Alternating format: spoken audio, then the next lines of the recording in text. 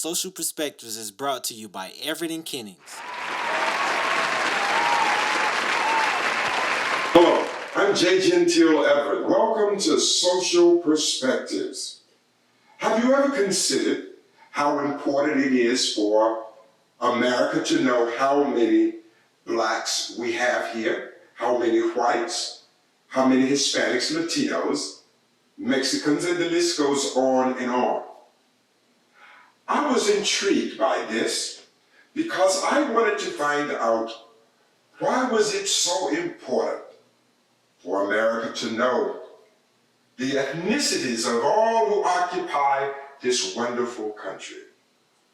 I think we might learn today that race has nothing to do with those who bear that pigmentation. It has everything to do with the one who assigned it to them. Stay tuned. We'll be right back.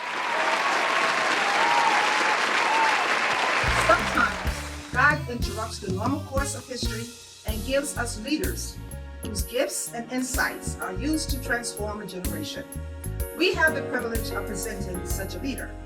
He is an accomplished jazz musician, best-selling author, entrepreneur, and beloved senior minister of Mill Branch Baptist Church, J.G. Everett Ministries. Our host, Dr. J. Gentile Everett.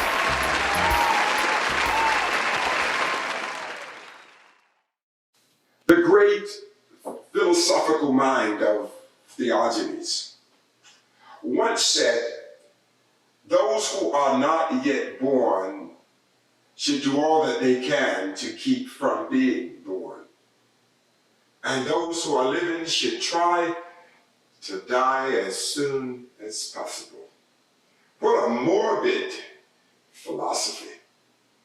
One that's dreadful in my view. But what he was talking about, if we were to put it in context, he's talking about how little tolerance we seem to have for other people who may not necessarily share our pigmentation. Race in America is a rather colossal thing. It's so gargantuan that I heard once a Caucasian businessman say, being white is an incalculable advantage when it comes to business. In other words, he felt that he would be given certain benefits and certain advantages simply because of the pigmentation of his skin. Unfortunately, America has had over the years to come up with all kinds of laws that would make sure that people of all color would have equal opportunity to housing, to jobs, and the like. It should not have even had to come up to that level, but it had to come. Affirmative action had to become a part of the political and social landscape of our society, or people of color would be left out in the cold, always on the outside looking in, never quite good enough, never quite talented enough, always inferior in some way. And because of that inferiority, it grows, and more and more and more people believe in that inferiority complex. There have been times that I have gotten on elevators, and I've gotten on elevators with Caucasian women, older women, for an example, and I've seen how many of them would move as far back against the wall as they possibly could to make sure that there was no interaction with me. I was just a pastor, just trying to do the right thing, trying to be kind, because that's who I am by nature. But somewhere in her mind, she had developed a different mindset about perhaps people of color in general. Where did this come from? Why is it that we still deal with racism today? do we even have to talk about it? Well, we talk about it because it never seems to leave. It's still here. It's still practiced. It is still proliferated, disseminated. It's still on the rise. And so much so now, until violence now comes along with it. Is it that serious? Is hate such a powerful motive and spirit that it clouds one's judgment concerning other people who do not look like them? Are other people so vile that you have no tolerance for them? Particularly when you sit in the pews of piety in various churches and congregations throughout America, but you still have this disdain idea for people who are not like you, only in color. It saddens me, but even in 2020, where we are now, even right now, 11 o'clock on Sunday morning still remains the most segregated period in America. We still have this issue with race, so much so until we don't even like to worship together, many of our Christian brothers and sisters. One of the reasons why denominationalism is losing its grip on the Christian community is because of tradition and culture.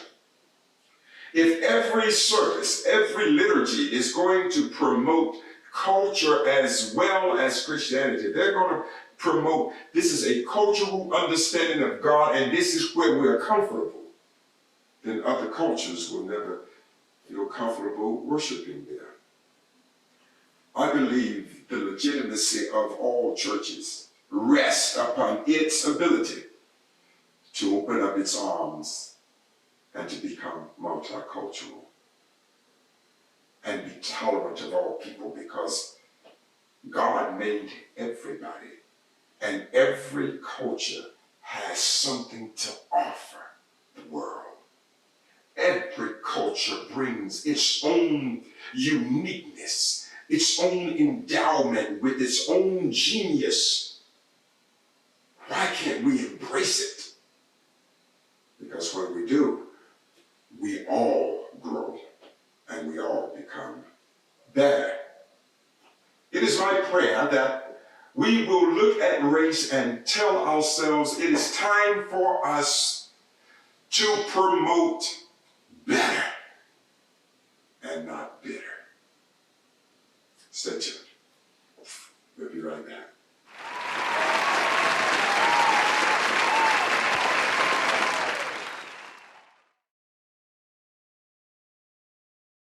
These shoes are inspired by the rise of Senator Kamala Harris as the Democratic nominee for Vice President of the United States of America.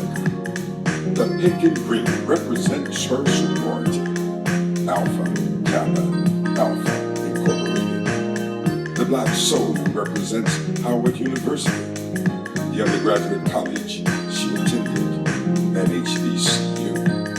And the gray represents that love is authenticated when it is integrated.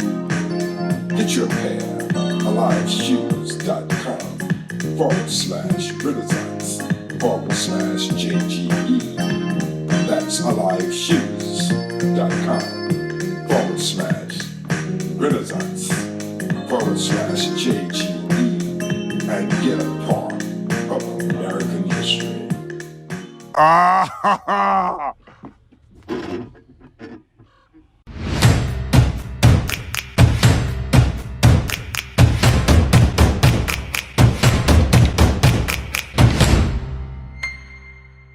Oh, that's hot. That's hot.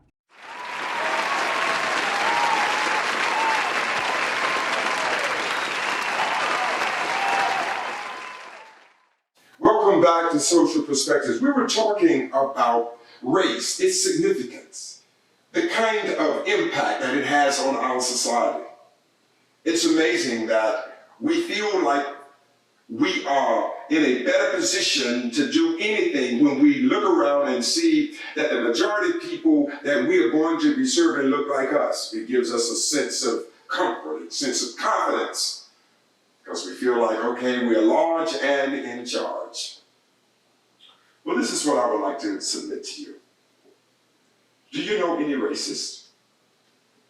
Do you really know people who actually have problems, maybe with you because of your race? Do you hear snickerings and vitriol about other races? Do you participate in that in your own little cocoon, your own social cocoons? Do you speak negatively about other races? Let me tell you, racism is a taught phenomenon. People do not come on the planet and automatically start hating people who don't look like them. That's not normal. So I'm going to tell you, those who have problems with race, if you have an issue with race, and if you see racism in any of the ugly forms that it manifests itself, I have a message for all of the racists. Please do not get angry with me for being black, because I did not choose to be black. God did not bring me around his majestic throne and look at my little spirit at that time and say to me, Gentile, what race do you want to be? He did not show me all of the various hues that would be upon the earth and ask me to choose one. He did not give me a cultural outline of how all the races would behave and how they would interact with each other and say, pick the one you want. What I'm suggesting to you, I had nothing to do with my coming here an African American. I didn't choose my parents. I loved them, thank God. I did not choose my sisters. I loved them. I didn't choose my brother. I loved him. My cousins, my aunts, my uncles, my nieces, my nephews, all of those who are connected to me in kinship in some way, I love them all. But I didn't choose them. Some things God left in his hands. Some things God recognized that I was not astute enough. I did not have the acumen. I did not have the mental, nor the academic, nor the emotional stability and fortitude to make certain decisions. So God kept those things in his hands. He created me, brought me here, and he did not give me any choices about those things. Now, isn't it amazing? I come here black. I didn't know I was black. Somebody had to tell me that I was black. I didn't even know when I got here. Somebody had to tell me that. I didn't even name myself. And don't remember when I was named. Somebody had to tell me that. And then for me to grow and to see someone who does not look like me, and that person already has preconceived ideas and notions about who I am and what I am going to be and what I am going to do. So then they develop a bias. They come with the bias. And it's amazing to me, if the bias is going to be your black skin makes you inferior, your dark pigmentation make you something lower than others. Your brain perhaps is not large enough to comprehend certain ideas and information. Maybe your tongue is too thick to be articulate. Then maybe it's your hair is too kinky to be refined. And we cannot find class and elegance and opulence and a palatial mind living in a palatial place. That's not for you. For those who have problems with racism, I submit to you, don't get angry with the one who bears the pigmentation that you find offensive. Take up your problem with the one who was responsible for that pigmentation. And that person is God. See, if you had issues with race, you clearly revealed to me that you have issues with God. It is God who made all the races. It is God who sent all the races here to the earth. So what I submit to those who are dealing with racism and those who have some racial issues, take it up with God. You don't have to kill the black male or female or people of color. You don't have to kill them. And surely you don't have to think that they are less than human or that they lack respect and dignity so that they can be treated any kind of way. Yeah, kill them. It's okay. It's just another black that's out of our midst. Well, here's the thing. It doesn't matter how many African Americans or people of color you kill until you kill the source from which they come. They'll keep on coming. So what are you going to do? If you are sick of people of color, there's only one option. Don't worry about shooting them. Don't worry about pressing their heads against the concrete. Don't worry about choking them. What you would need to do is destroy the one who sends them.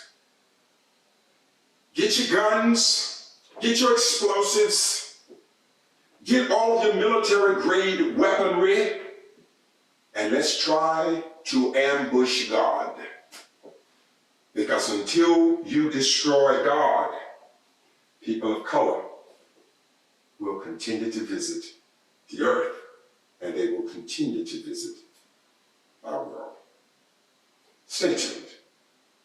We'll be right back.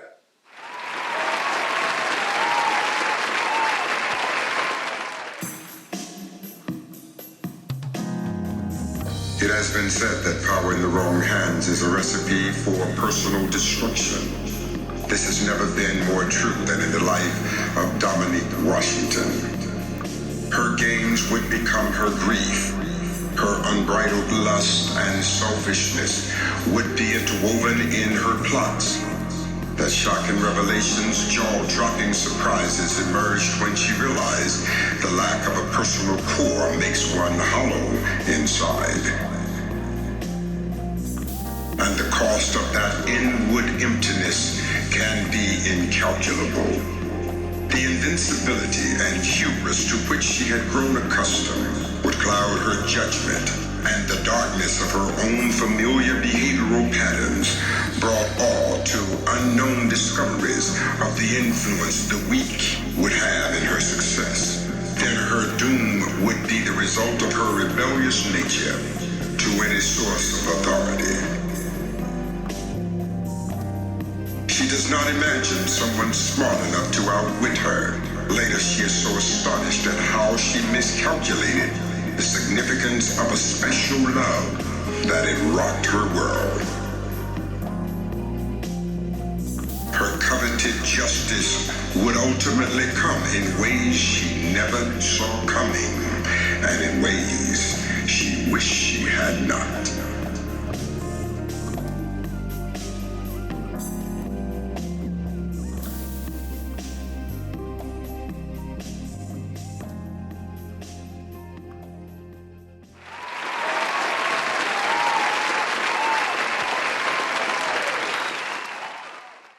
Welcome going back to social perspectives, we were talking about people of color and all people of color being made by God. We were talking about people did not choose what race they were going to be, nor did they even choose the complexion, the color of their hair, none of that. All of that was divinely given. So then I had to ask myself, when I look and see the killing that I have seen, especially this year and last year, I'm gonna be honest with you, I never imagined that I would be living in a place where so many young African Americans would be killed. And they would make national headlines. I will be honest with you, right now, I am trepidatious about being out at night. I'm trepidatious and recalcitrant about riding long distances by myself. When there was a time I did it without thinking, but when I look at the climate that we have today, I am not comfortable just being out there riding, maybe just enjoying some music.